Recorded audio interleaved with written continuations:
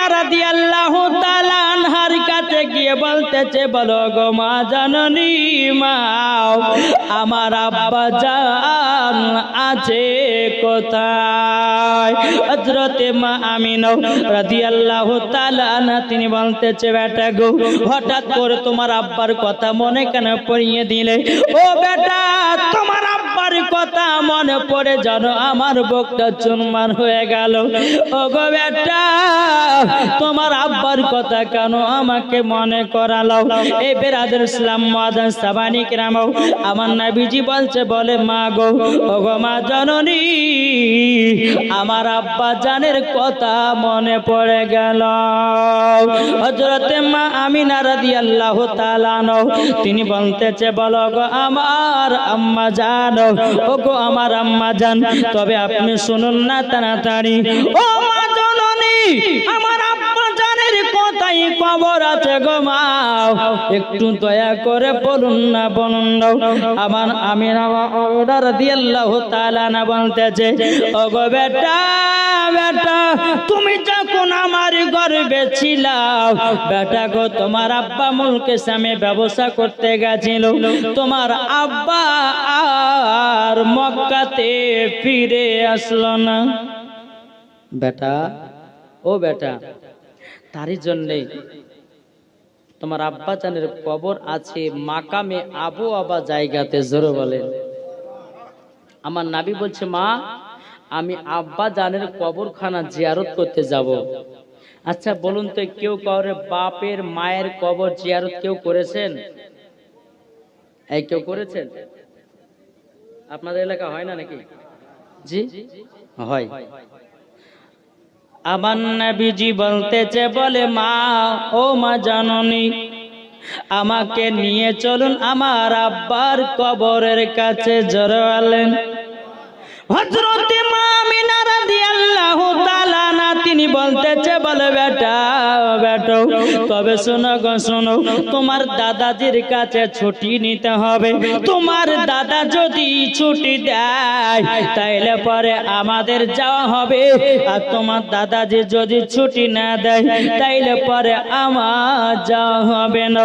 হযরতে মা আমিনা রাদিয়াল্লাহু তাআলা আমার নবীকে টুক টুক টুক টুক করে বাবা যখন নিয়ে আসলেন, হযরতে আব্দুল মুতাল্লিব রাদিয়াল্লাহু তাআলা আনহুকে বলতেছে, বলো গো আমার হুজুর, তবে শুনুন না, আমার বেটা তিনার আব্বার কবরখানা জিয়ারত করতে যাবে। ও গো আব্বা হুজুর, আপনি আমাকে 1 মাসের ছুটি দিন। হযরতে মা আমিনা বলতেছে, বলো গো আব্বা হুজুর, আমার মার বাড়ি হলো সোনার মদিনাতে। আমার মার বাড়ি হলো সোনার মদিনায়। 1 মাস থাকার পরে গো হুজুর আমরা চলে আসবো আবার মক্কাতে। আমার আল্লাহ বলতেছে, বলো গো আমিনা, তোমার আর মক্কা আসা হবে না। এ বাবাজি মুসলমান ভাইরা, ওগো আমার সোনা মানিকেরা, হযরত আব্দুল মুত্তালিব রাদিয়াল্লাহু তাআলা আনহু তিনি বাবাজি চোখের পানি ফেলায় বলছে, গো বৌমা আমিনা, আমার ছোট বেটা আব্দুল্লাহ মুলকে সামে ব্যবসা করতে গেছিল আর মক্কাতে ফিরে আসলো না গো বিবি আমিনা। ও বৌমা আমিনা, তবে শোনো গো শোনো, তোমাকে একটা কথা বলে দিই, তোমাকে 1 মাস ছুটি দিব। 1 মাসের ভিতরে তোমার মার বাড়ি এবং আমার ছোট বেটা আব্দুল্লাহর কবরখানা জিয়ারত করে তোমরা চলে আসবা।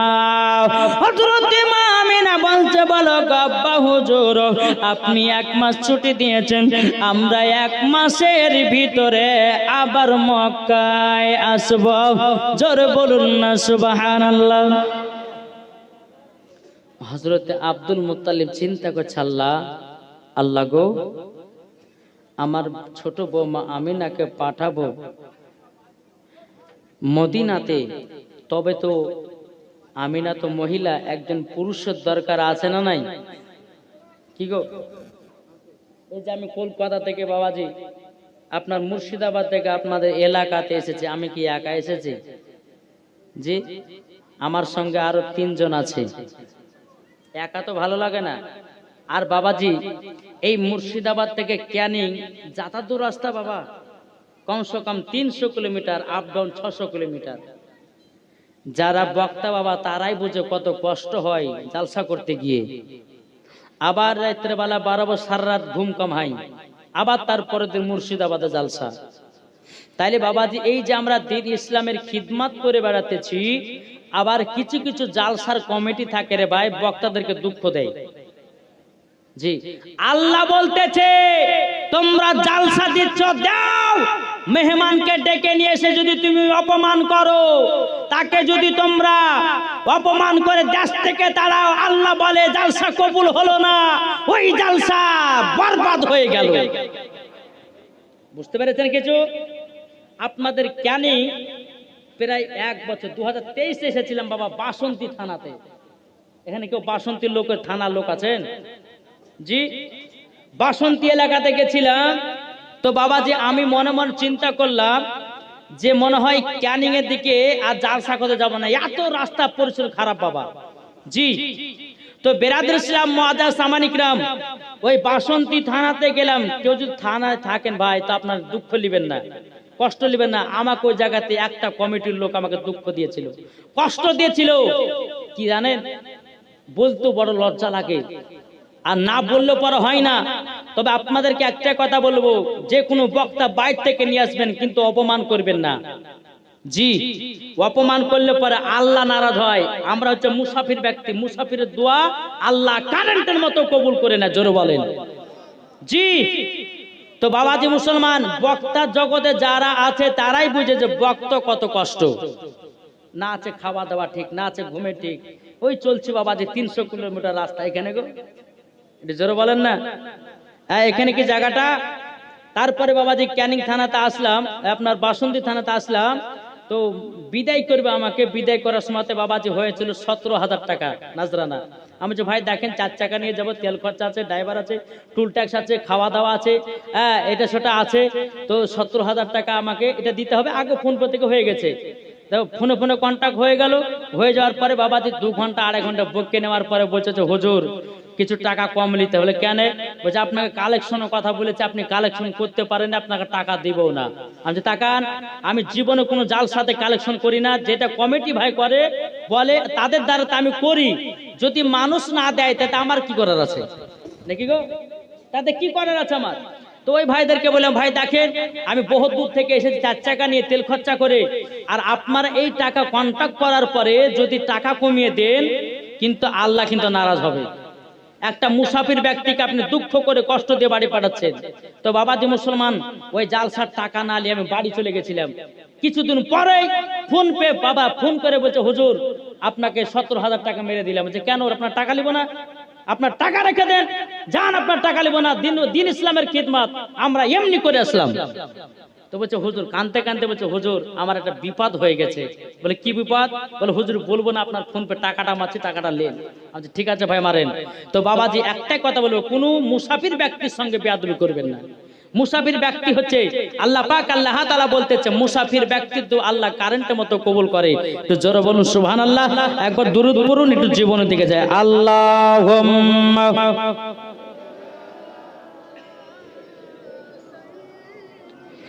মাওলানা মুহাম্মদ আলা আলে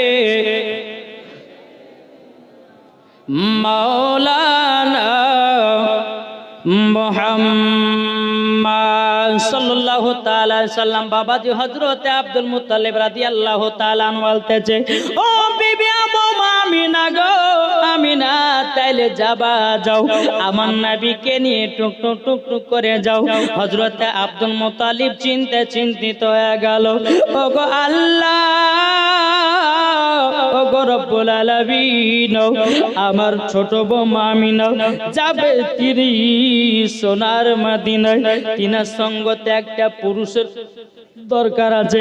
এ বাবাজি মুসলমান ভাইরাও, ওগো আমার সোনা মানিকেরাও, হযরতে মা আমিনা রাদিয়াল্লাহু তাআলা আনহা তিনি বলছো আব্বা হুজুর একজন যদি বড় পুরুষকে যদি পাঠাতেন আমার বড় আনন্দিত হলো। ও ভাই জীবনীতে একটু মন দিয়ে শুনেন, চোখের পানি বাবা ঝরঝর ঝরঝর করে পড়তে লাগবে। বেরাদুল ইসলাম মাদার সামানি কেরাম হযরত আব্দুল মুত্তালিব বাবা উম্মে আইমানকে ডাকা হলো, গো উম্মে আইমান একটু তাড়াতাড়ি করে আসো। উম্মে আইমানকে বলে শোনো গো আমার ছোট বৌমা আমিনাকে সোনার মদিনাতে নিয়ে যাও। বাবা উট নিয়ে আসা হলো, উটের উপর হযরতে মা আমিনা চড়েছেন, পেছে আছে আমার নবী। উম্মে আইমান উটের লাগাম ধরে টানতেছে। আল্লাহর কি কুদরত, উটখানা আগে যায় না, উট আগে যাচ্ছে না কেন? উম্মে আমার বলছো গো আমিনা, ও গো আমিনা তবে শুনে নাও, ছোট মুখে বড় কথাটা বলা ঠিক হবে না, তবে শুনে নাও শুনে নাও। ও বিবি আমিনা, যেই নবী না হলে পরে আল্লাহ পাক আল্লাহ তাআলা দুনিয়ার কোন জিনিসকে তৈরি করতেন না, আর তুমি নবীকে পেছনে রেখেছ, তারই জন্য তোমার উটখানা আগে চলে না। যেরকম আমার নবীকে যখন পেছন থেকে নিয়ে বাবা সামনে যখন বাবা করে দিলেন, উম্মে আইমান উটের লাগাম ধরে টানতে লাগলো, বাবা যে উটখানা আগে চলতে লাগলো। এ বাবা যে মুসলমান ভাইরা, ওগো আমার সোনা মানিকেরাও, যখন বাবা আপনার চলতে চলতে বাবা দুই ফাংড়ি রাস্তা পড়েছে, দুই ফাংড়ি রাস্তা যখন বাবা পড়েছে তখন বাবা হযরতে মা আমিনা ওই রাস্তার মধ্যে থেমে গেছে। হযরতে মা আমিনা দুই ফাংড়ি, যেরকম আপনাদের এই মোড় আছে না নাই, এই মোড় থেকে আপনাদের দিকে একটা রাস্তা আসছে আর ওদিকে একটা চলেছে, ওই রকম দুই ফাংড়ি রাস্তাতে হযরতে মা আমিনা দাঁড়িয়ে গেছেন। উম্মে আইমান বলছে কি ব্যাপার আপনি যাচ্ছেন না কেন উঠলিয়ে? বলে আমি প্রায় 7 বছর পর আমার মার বাড়ি যাচ্ছি সোনার মদিনায়। কোনটা মদিনা যাওয়া রাস্তা আমি তো চিনতে পারি না, এটা মদিনা যাওয়া রাস্তা না এটা মদিনা যাওয়া রাস্তা আমি চিনতে পারি না। আমার নবীর বয়স তখন বাবা 6 বছর। কত? 6 বছর। আমার নবী যে বলছো গো মা জননী কি ব্যাপার আপনি কেন চলেন না?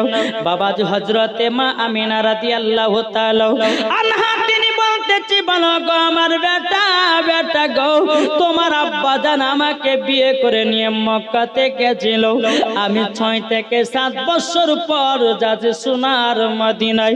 আমি মদিনা রাস্তায় কোনটা যাবে আমি তো চিনতে পারি না। আমার নবী বলতেছ গো মা জাননি তুমি কি রাস্তা চিনতে পারো না? হযরতে মা আমিনা বলতেছে, বলো গো আমার বেটা আমি মদিনা যাওয়ার রাস্তা চিনতে পারি না। এ বাবা যে মুসলমান ভাইরা, ওগো আমার সোনা মানিকেরাও, আমার নবী বলতেছে, বলো গো মা হাযা তারিকাতুল মদিনা, এটা হলো মদিনা যাওয়ার রাস্তা। হাযা তারিকাতুল ইয়ামিন, এটা হলো ইয়ামিন যাওয়ার রাস্তা। জোরে বলুন না সুবহানাল্লাহ। হযরতে মা আমিনা বলছে, বলে বেটা তোমাকে তো আমি কোনদিন নানের বাড়ি নিয়ে আসলাম না, ও বেটা তুমি চিনলা কি করে এটা মদিনা যাওয়ার রাস্তা? ও বেটা তুমি চিনলা কি করে এটা ইয়ামিন যাওয়ার রাস্তা? আমার নবীজি বলছো গো মা আমি 12 রবিউল আউয়ালে শুভে সাদিকে সোমবারের দিন যখন দুনিয়াতে আগমন করেছি, ও মা জাননী আমাকে আপনি চাদর দিয়ে ঢেকে রেখেছিলেন।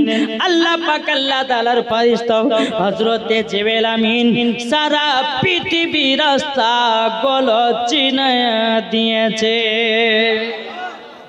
এ বাবাজি মুসলমান ভাইরা, এ সোনা মানিকেরাও, যখন বাবাজি আমার নবী বলছে মা গো এটা মদিনা যাওয়ার রাস্তা, মদিনার দিকে বাবা টুক টুক টুক টুক করে চলতে লাগলেন। চলতে চলতে চলতে বাবা একটা মাকামে আবু আবা জায়গা বলে একটি জায়গার নাম। আমার নবী বলছে মা গো, ও গো মা জননী, আপনি উটের উপর থেকে নেমে যান। হযরতে মা আমিনা বলতেছে বেটা বেটা কিসের জন্য নামবো বলুন না বলুন। তখন আমার নবী বলছে গো মা জননী, ওই যে একটা কবর দেখা যায় ওটাই হলো আমার আব্বা জানের কবর। যখন বাবা এই কথা বলেছে হযরতে মা আমিনা তিনি বাবা চোখের পানি ঝরঝর করে ফেলে বলছে বেটা গো, তোমার আব্বার কথা আমার মনে পড়ে গেল। ও বেটা, তোমার আব্বা আমাকে এত মোহাব্বত করতো, এত ভালোবাসতো। ও গো বেটা, তোমার আব্বার কথা মনে পড়ে আমি জানো মনটা ছটপট ছটপট করতে যায়। নবী আমার বলছে মা চিন্তা করবেন না, আপনি জায়গাতে বসুন, আমার আব্বা জানের কবরখানা জিয়ারত করব। জোরে বলুন না সুবহানাল্লাহ। এ সোনা মানিকেরাও, ওগো আমার আব্বাজি মুসলমান ভাইরাও, আমার নবী মুস্তাফা তিনার আব্বা জানের কবর জিয়ারত করতেছে।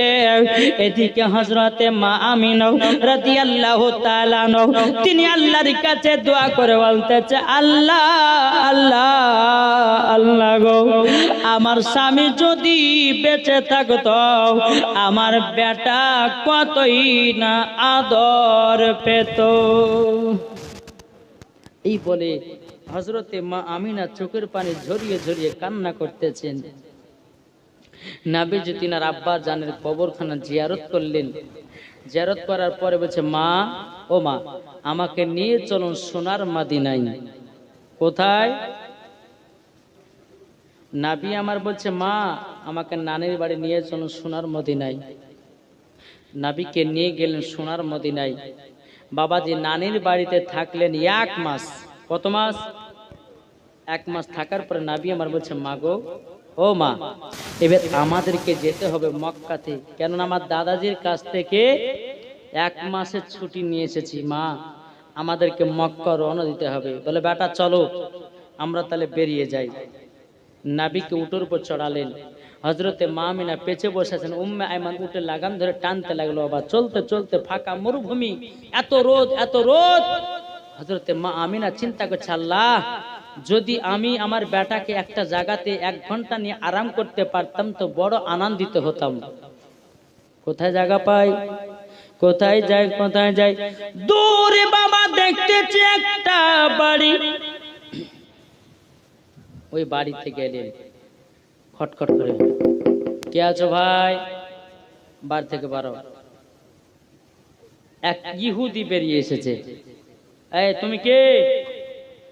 বলছে আমার নাম হচ্ছে আমিনা। বলে বাড়ি? বাড়ি হলো সোনার মদিনায়। বাপের নাম কি? বলে আব্দুল ওয়াহাব জোহরি। বলে বিয়ে কোথায় হয়েছে? বলে মক্কাতে। শ্বশুরের নাম আব্দুল মুতাল্লিব। ও এই জায়গাতে বসতে চাও? বলে হ্যাঁ। আচ্ছা বলো আমিনা, তাইলে তো তুমি আমাদের এলাকারই মেয়ে। আমিনা তুমি বৈঠক বসো, কিন্তু ওই যে ছেলেটা ওটার উপরে আছে ওটা কে তোমার? হযরতে মা আমিনা রাদিয়াল্লাহু তাআলা আনহা তিনি বলতেছেন বলো বলো গো ভাই, ওটাই হলো আমার বেটা।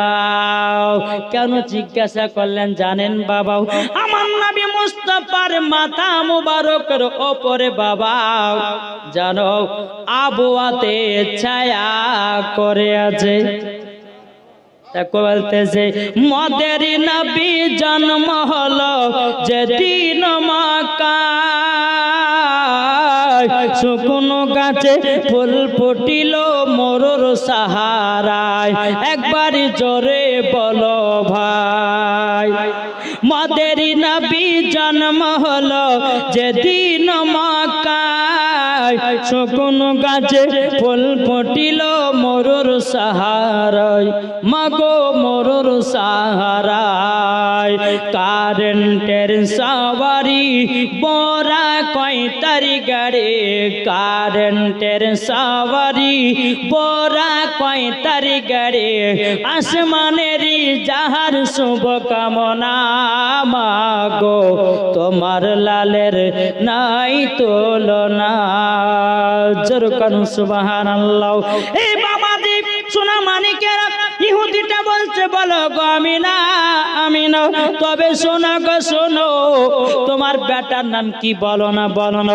বলছে আসমানে ছিল আহম্মদ, জমিনে ছিল মুহাম্মদুর রাসূলুল্লাহ সাল্লাল্লাহু তাআলা আলাইহি ওয়াসাল্লাম। যখন বাবা এই কথা বললাম বলতেছে বলো গো আমিনা এই ছেলেটা হলো আখেরি জামানার নবী, এই ছেলেটাকে বৈঠকে বসতে দিব না দিব না। ওগো আমিনা তুমি আমাদের পাড়ার ছেলে, তুমি বসলে বসো, ওই ছেলেটাকে বসতে দেওয়া হবে না।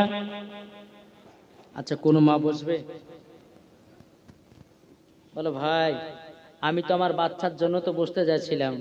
আচ্ছা ভাই ওইটুকু ছেলের উপর আপনার কি হিংসা?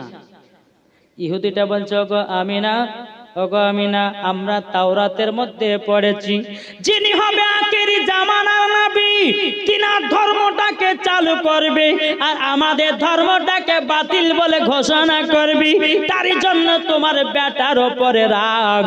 তোমার বেটাকে আমরা যেদিন একসঙ্গে পাবো দুনিয়া থেকে বিদায় করে দেব। হযরতে মা আমিনা রাদিয়াল্লাহু তাআলা আনহা আমার নবীকে টুক টুক টুক টুক করে বাবা নিয়ে চলতে লাগলো রে বাবা। চলতে চলতে চলতে আবার মাকামে আবু আবা জায়গাটা পৌঁছে গেল। আমার নবী বলছে মা গো ও গো মা জননী মাও, আমার আব্বা জানের আরেকবার কবরখানা জিয়ারত করতে চাই। হযরতে মা আমিনা রাদিয়াল্লাহু তাআলা আনহা তিনি বলতেছে বলো গো আমার বেটা যাও যাও তোমার আব্বা জানের আরেকবার কবরখানা জিয়ারত করে নাও। যখন বাবা এই কথা বলো এতে হযরতে মা আমিনা রাদিয়াল্লাহু তাআলা আনহা তিনি বাবা জি আরাম করতেছে, নবী আমার তিনার আব্বা জানের কবর বাবা জিয়ারত করতেছে। আমার আল্লাহ পাক আল্লাহ তাআলা হযরতে ইসরাইল আলাইহিস সালামকে বলতেছেন মালাকুল মউত কে বলতেছে বলো গো তাড়াতাড়ি করে যাও হযরতে মা আমিনার জানটা কবজ করে নাও। এ বাবা যে মুসলমান ভাইরো ওগো আমার সোনা মানিকেরও হযরতে ইসরাইল আলাইহিস সালাম বলতেছে বলো গো রব্বুল আলামিন আপনার কাছে একটা আবেদন করব, এখন নবীর মার যদি ইন্তিকাল হয়ে যায় নবী তো বড় এতিম হয়ে যাবে। আল্লাহ পাক আল্লাহ তাআলা বলতেছে ইন্নী আলামু মা লা তালামুন, ওগো ফেরেশতা আমি যেটা জানি তোমরা সেটা জানো না।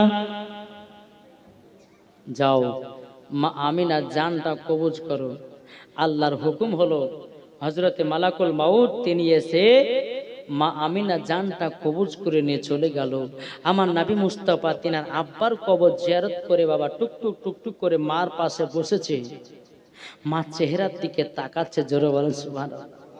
আমার নবীজি বলতেছে কোন যুবক কোন সন্তান যদি সকাল বেলাতে উঠে যদি মায়ের চেহারা দেখে আমার নবীজি বলেছেন তাকে মকবুল হজের নেকি সব দেওয়া হয়।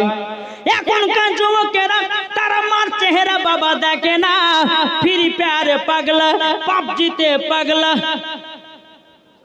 এদিকে পাবজি চলে, ফ্রি ফায়ার, আরে বাবা রে এদিকে কোথায়? সুবহানাল্লাহ। এ বাবা যে মুসলমান ভাইরাও ওগো আমার সোনা মানিকেরাও ও যুবকেরা সকাল বেলাতে উঠে মার চেহারার দিকে একবার তাকাও। আমার নবীজি বলতেছে একটা মকবুল হজের সওয়াব পাওয়া যায়। জোরে বলুন সুবহানাল্লাহ। এ সোনা মানিকেরাও ওগো আমার আব্বা যে মুসলমান ভাইরাও আমার নবী মুস্তাফা মার চেহারার দিকে বাবা টুক টুক টুক টুক করে তাকাচ্ছেন। অনেকক্ষণ যখন হয়ে গেল আমার নবীজি মা মা করেছে চিৎকার করতেছে রে বাবা, আর মা জননী সারা দেয় না, সারা দেয় না, কোনো মতে সারা দেয় না। হযরতে মা আমিনা রাদিয়াল্লাহু তাআলা আনহা তিনি বলতেছে, বলো গো আল্লাহ, আমার নবী যে বলতেছে, বলো গো আল্লাহ, আমার মা তো দুনিয়া থেকে বিদায় নিয়েছে আল্লাহ গো। আমার নবীজি মার লাকেতে হাত দেয়, বাবাজি বিশ্বাস নাই। আমার নবীজি বাবা চোখের পানি ঝরায়া ঝরায়া কান্না করতে লেগেছে বাবা। উম্মে আয়মান বলছে, নবী গো আপনি কান্না করবেন না, আপনি যদি কান্না করেন আসমানের ফেরেশতারা কান্না করে। ওগো নবীজি কান্না করবেন না। আমার নবীজি বলছে, গো মায়মান, আমার মা জননী আমাকে খাইয়ে দিত, আমার মা জননী আমাকে পড়াইয়া দিত, আমার মা জননী আমাকে বুকে ঘুম পাড়াইয়া দিত, মা জননী আমাকে কত আদর সহ করত। ওগো মায়মান, আমার জমানায় আমি যে বড় একা এতিম হয়ে গেলাম। ও ভাইরা গো, ও ভাইরা, আপনাদেরকে বলতে চাই ভাই, নবীকে মহব্বত করুন। আমার নবীজি তিনার মাকে এতটাই মহব্বত করত রে বাবা, মাকে একবেলা না দেখলে থাকতে পারতো না। আচ্ছা বলুন, আমরা মাকে কে কে ভালোবাসি? একটু হাত তুলে দেখান তো বাবা। সুবহানাল্লাহ। এ ভাই, মায়ের জন্য একটা ভাই ৫,০০০ টাকা হবে না? আছেন কি নাম? শাহজাহান।